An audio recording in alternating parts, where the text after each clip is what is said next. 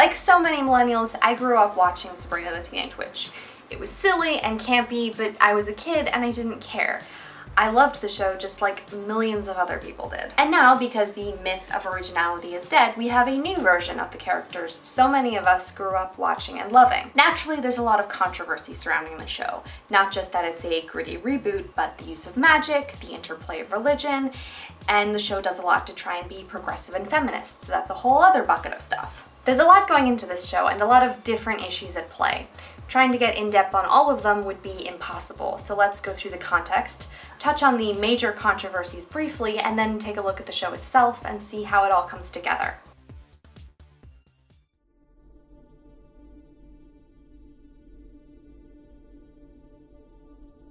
Before we can talk about the show itself, we need to get one thing straight. This is not a dark, gritty reboot. Kind of. Sabrina the Teenage Witch, beloved 90s sitcom starring Melissa Joan Hart, is based on a comic book series of the same name published by Archie Comics between 1971 and 2009. Netflix's Chilling Adventures of Sabrina is based on a different comic book series of the same name published by Archie Horror and first released in 2014. The source material is different, meaning Chilling Adventures is not a direct modernization of Teenage Witch. The kind of is that the Chilling Adventures comic book series and television show are both made by Roberto Aguirre-Sacasa, playwright, screenwriter, comic book author, and the creator of Riverdale. Oh yes, from the team who brought you queerbaiting, uncomfortable incestuous overtones, and blaming a child for their teacher engaging in a sexual relationship with them. But I'm sure Chilling Adventures would be better. Roberto has shared in several interviews that he grew up reading Archie comics and other Archie imprint titles like Sabrina. His love of Archie and horror led him to create Afterlife with Archie, basically a zombie apocalypse of Riverdale. This series was so popular, Roberto was asked to create 3 more: Jughead the Hunger, Vampironica, and Chilling Adventures of Sabrina. So it's less a reboot and more of an officially endorsed horror AU fanfic. As I mentioned, Roberto is the creator of Riverdale, and the 2 shows share several cast and crew members. One such crew member is Lisa Soper, the production designer for Chilling Adventures, the person who makes the show look the way it does. Soper has described herself as a practicing pagan and did a lot of work on the set design and with the writers to ensure the magic of the show was drawn from history. In an interview, Soper said that all of the writers and herself were very sticklery on the pagan rituals, and all of the decisions about spells and props were drawn from history. Leaving aside that there is no singular codified history of magic, it varies wildly across cultures and time periods, I can take a guess at what they were trying to do, so we'll stick a pin in that and come back to it when we talk about the show itself. And then there's the standard controversy you have with a show about magic, that it's encouraging the worship of Satan, but that always happens. I'm sure we don't have to worry about that. Lastly, a stated goal the creators had with Chilling Adventures was to tackle major social issues: bullying, bigotry, sexism, issues that we are talking about and dealing with right now. This was a major component of the show, and it wanted to succeed in talking about these issues. I think we've got all of the major things down. Let's take a look at the show itself. Sabrina Spellman is a 15-year-old half-witch, meaning one of her parents had magic and the other didn't. She's about to turn 16, at which time she's expected to sign the Book of the Beast, leave her mortal life, and go be a full-time witch at magical boarding school. Wait. Book of the Beast. As in Satan. Follow the path of night. Hail Satan! Praise Satan. Hail Satan! Hail Satan! Okay, so they went with Salem witch trial style witches who worship Satan. Not pagan at all, but magic is a component of Levain Satanism, so that's probably the direction they're going with this. Sabrina has grown up knowing about magic, but also being part of normal human society. She goes to a normal high school, she has friends and a boyfriend, so she has a lot of doubts about leaving the life she's known and signing the book. Also, Sabrina already has magical powers. By signing the book, she would be agreeing to serve Satan in exchange for more power. But if she doesn't sign, she still gets to keep the power she has, and isn't beholden to Satan. Hail Satan! Okay, I know I started it, but stop that. Being a teen-oriented drama, instead of listening to Sabrina's concerns and talking with her about the process and what her options are, her family just continues to push her to sign the book, heavily implying that she does not have a choice and there will be serious consequences for her and her family if she doesn't sign. There's also a very strong implication in the tone and language that Sabrina will be signing away her soul. The only explanation she's given for why she needs to sign the book boils down to because, with the expanded version of that being because Satan, because he is a man, is terrified of the concept of a woman having power and her free will. Male academia. This sounds dumb, because it is, but also because it comes across as a very ham-fisted attempt to make the magical world just as patriarchal and sexist as the normal world. And the messaging on this is clear. The leaders in the magical world we're shown are men, and they are in charge because they are afraid of the power women have. This is even passed off as a joke by the other characters, like, oh, it's so funny, men are so afraid of us having power, they need to control us. Except that's exactly what's happening. Naturally, Sabrina's family is shocked when she refuses to sign the book. Given the information the audience is provided, the reaction of the church and Sabrina's family feels excessive. It's critically important that she sign the book, but we aren't told why until the final episode. There are allusions to a prophecy, but those are so vague, the audience has no way of knowing why this is so important. The expository speech we get in the final episode is from Sabrina's mentor, a teacher at her school who was killed in the first episode and possessed by a mysterious witch who reveals herself to be Madame Satan. Oh, Missy, why? Madame Satan has been sent to the mortal realm to groom Sabrina, prophesied to be the most powerful witch of her generation, apparently, to take over Madame Satan's current position. This allowing Madame Satan to be made the Queen of Hell. There are several characters who would love that position, willingly. But sure, let's force the person who isn't interested. That sounds like an original and good idea. The entire point of the dark baptism ceremony is to gain additional power through your pact with Satan.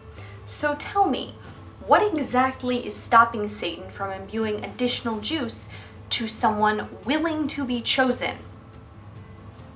The script, I guess. After refusing to sign the book, Sabrina is sued by the Church of Night under the premise that she made a verbal agreement to sign the book, which she has reneged on. Turns out, Sabrina's father had written her name in the book when she was a baby, promising her to Satan in exchange for permission to marry Sabrina's non-magical mother. But surprise, Sabrina's mother, with her Aunt Hilda's help, had had Sabrina baptized in a Catholic church the day before her father wrote her name in the book, making the totally not okay without her consent agreement by her father and her own non-existent verbal agreement null and void. Huzzah! The church is pretty pissed about this, so they propose a compromise. Sabrina will be allowed to continue her normal life, but she has to spend weekends at the Academy of Unseen Arts learning magic. Sabrina agrees, but has an ulterior motive. She wants access to the Academy so she can level up her magic and defeat Satan. Sabrina begins classes, but none of them are boom magic, so at her request, she's given an extra credit assignment to solve her father's thesis project, the Lament configuration, which no one has been able to solve yet. Because Sabrina is his daughter, she's able to decipher the incredibly obvious clues left in her father's journal and solves it in about a day. And yet this storyline is dragged across 2 episodes because most of the time in the first half is spent on a hazing subplot. And this seems like a perfect opportunity to talk about these 3. These are the Weird Sisters, antagonists to Sabrina and another point of controversy for the show.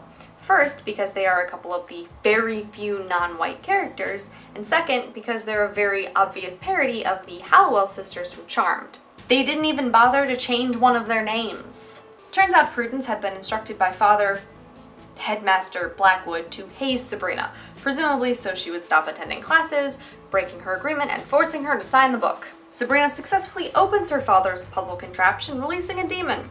Sabrina is able to defeat the demon with the help of Madame Satan, who Sabrina thought was her teacher.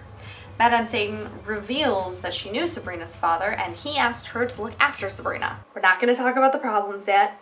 We're just going to talk about the plot. But I have to say this now, this show is too long. On to my favorite holiday, Thanksgiving, or as it's termed in Satanland, the Feast of Feasts, where Sabrina is faced with yet another injustice only she can solve. Father Blackwood has resurrected an old tradition called the Queen of the Feast, which involves one young woman being selected as the queen. She then becomes the main course of the feast, and her soul goes to Satan. Prudence is selected as the queen, and naturally Sabrina has to rush in and save her poor, misguided peer. Sabrina, a white woman, has this problem where she needs to rush in and save everyone around her, even from themselves, even when they haven't asked for her help, and especially when those people are of traditionally marginalized groups. And the narrative reinforces that this is good. Every time. In this case, Father Blackwood's psycho-pregnant wife was the one who had him bring back the Queen of the Feast tradition and rig the selection to favor Prudence because she had found out Prudence was Blackwood's illegitimate daughter and she didn't want her unborn children to be in contention with Prudence to be the Blackwood's heir. I'm sorry, we need to pause the review. Y'all may not have noticed this, but I am a white woman, and I have a bone to pick with Netflix. Please stop trying to uplift me on the backs of other people. Yes, I experience adversity, including misogyny, in my day-to-day life, but my experiences are not reflective of all other marginalized groups of people. Furthermore, I am privileged because I am white. I do not need any more stories that center on and uplift people like me at the direct expense of African American characters, queer characters, or anyone else. Stop. What's laughably ironic about this is Sabrina starts a club at her school for young women to protect and support each other. The name of this club is Wicca, because that's cute, but the I stands for intersectional. Chilling Adventures is the least intersectional show I have ever seen. After this, Sabrina and Prudence are cool, but the other two weird sisters decide to drop a mine on Sabrina's boyfriend Harvey and his brother Tommy because they're descendants of witch hunters. Harvey survives and Tommy does not, so Sabrina white knights in to save the day, bringing Tommy back to life, but because she's not a trained necromancer, she does it wrong and he's lost anyway. So that's a wash. Oh, and Roz has The Shining and Susie is getting history and confidence lessons from her dead ancestor. There's a lot of ancestor stuff going on. Oh, and Roz, Susie, and Harvey know Sabrina's a witch now. On to the finale. Madame Satan has failed to goad Sabrina into signing the book, so she summons an insurmountable enemy who Sabrina can only defeat with a power-up she'll gain by signing the book. Even though she doesn't try to defeat the enemy before signing the book, she just assumes this is the face of honesty and she has no other option. Madame Satan reveals her evil plan to the audience, Sabrina's hair turns white, and thank God season 1 is over. I might have a couple of issues with this show. For starters, it's too long. I glossed over a lot of stuff, a couple of episodes even, because there's a lot of useless filler. For example, there's even a really fun subplot of Sabrina's Aunt Zelda having an affair with Father Blackwood, because... Side note, when I showed this clip to my friend who also happens to be Catholic, his exact response was, "This is the most Catholic thing I've seen in a long time." So really nailed that Satanism there. Hilda gets excommunicated from the church for helping Sabrina's mother have her baptized, so she starts working in a themed bookstore coffee shop and gets a maybe boyfriend. And nowhere in this review did I mention Sabrina's amazing cousin Ambrose, a necromancer under house arrest with 3 subplots all his own, none of which are resolved. Roberto mentions in an interview how restricted he felt making Riverdale because every episode has to conform to a specific time frame. With Chilling Adventures, he didn't have those restrictions, and even with fewer episodes, it still feels like wasted time. Realistically, the parts of the show that actually progress the plot and develop the characters in meaningful ways could have been condensed to about 5 hours. But Netflix ordered 2 seasons of this when they signed. This show is too long. And now, Chilling Adventures fails miserably at the one thing they wanted to accomplish. Roberto and his team wanted to confront social issues and give the young audience watching the show tools to talk about and combat social issues. And instead, we get a 10-hour slog of white feminism. Let's go back to another example I think is helpful. Early on, we're shown that Sabrina's friends deal with a lot of adversity at their school. Roz because she is outspoken, and Susie because she is transgender. Side note that Susie is portrayed by Lachlan Watson, who is non-binary, which is super cool, and the show does get props for this casting choice. Sabrina has the idea of forming this club so the women of the school can support one another.